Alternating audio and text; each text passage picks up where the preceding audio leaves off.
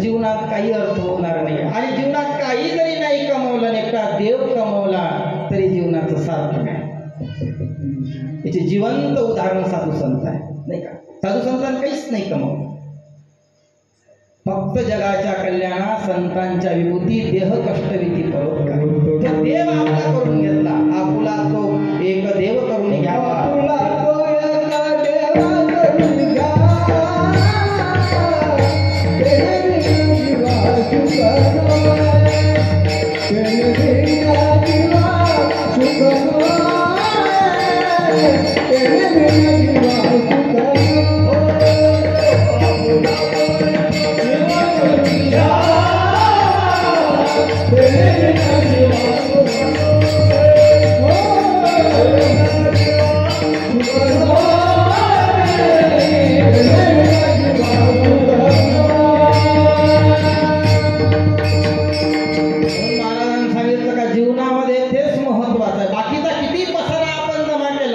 काही अर्थ होणार नाही. एक पटकन उदाहरण सांगतो.